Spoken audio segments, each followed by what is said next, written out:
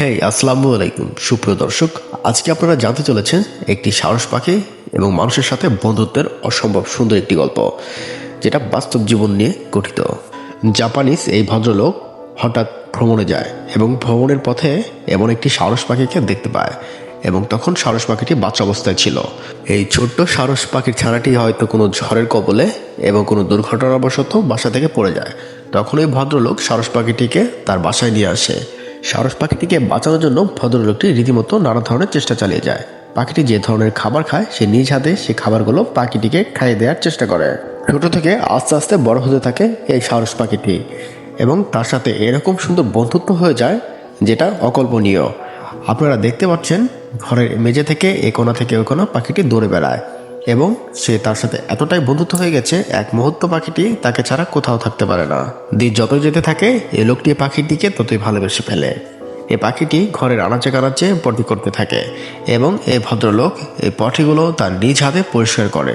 কতটা ভালোবাসা থাকলে এই কাজগুলো করতে পারে একটি লোক, তা আপনারা হয়তো দেখলে অবাক হবেন।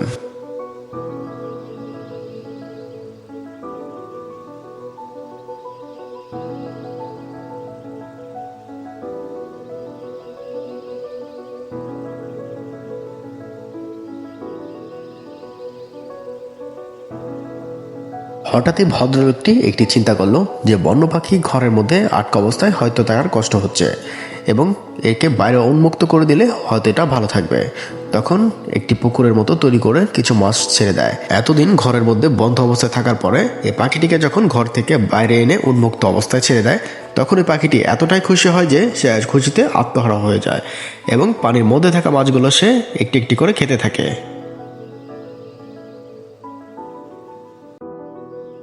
সবশেষে এই লোকটি চিন্তা করলো বন্য পাখি তাকে আকাশে উন্মুক্ত অবস্থায় মানায় এবং সে পাখিটিকে ছেড়ে দেয় এবং পাখিটি আকাশে উড়ে যায়। কিন্তু আশ্চর্যের বিষয়, কিছুক্ষণ ওড়ার পর পাখিটি আবার তার কাছে চলে আসে। কতটা ভালোবাসা এবং মায়া জন্মানোর পরে এরকম কাজ হতে পারে যে বনের পাখি একটি মানুষের ভালোবাসায় আবার তার কাছে ছুটে আসে। এটা খুবই অদ্ভুত। কিছুদিন যাবার পর এই লোকটি বুঝতে পারলো এই পাখিটি সমুদ্রের আশেপাশে বসবাস করে এবং সামুদ্রিক মাছকে জীবন ধারণ করে। তখন এই লোকটি একটি বোটে করে পাখিটিকে সমুদ্রের আশেপাশে নিয়ে আসে তার প্রজাতির কাছে এবং তখন তাকে উন্মুক্ত করে দেয়। সারস পাখিটি লোকটিকে এতই ভালোবেসেছে সে উন্মুক্ত অবস্থায় তার প্রজাতির কাছে না যেয়ে সে তার বাসায় চলে আসে।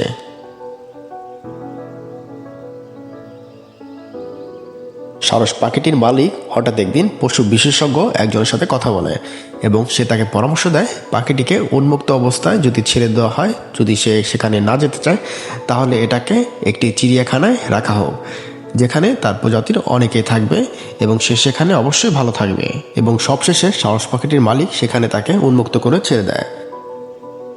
কিছুদিন যাওয়ার পর সারস পাখিটির মালিক সেখানে তাকে দেখতে আসে এবং হঠাৎ অনেক দিন পর সারস পাখিটি তার মালিককে পেয়ে খুশিতে আত্মহারা হয়ে তার কাছে চলে আসে। অনেকদিন পর সারস পাখিটির মালিক সারস পাখিটিকে পেয়ে অনেক আনন্দিত হয় এবং পাখিটিও তাকে পেয়ে খুবই আনন্দিত হয়, যেটা আপনারা এই ভিডিওতে দেখতে পাচ্ছেন। এবং সবশেষে বলা যায় যে একটি মানুষ এবং পশুর মধ্যে কতটা ভালোবাসা জন্মায় সেটা এই ভিডিও দেখলেই বুঝতে পারবেন। মানুষের সাথে সকল প্রাণীর মধ্যে এরকম ভালোবাসা অটুট থাকুক চিরদিন। রহস্য প্রান্তরের এই এপিসোডটি আপনাদের কাছে ভালো লাগলে নিত্য নতুন এমন অসংখ্য ভিডিও পেতে আমাদের চ্যানেলটি লাইক, কমেন্ট, শেয়ার এবং সাবস্ক্রাইব করে নোটিফিকেশন বেলটি অন করে দিন।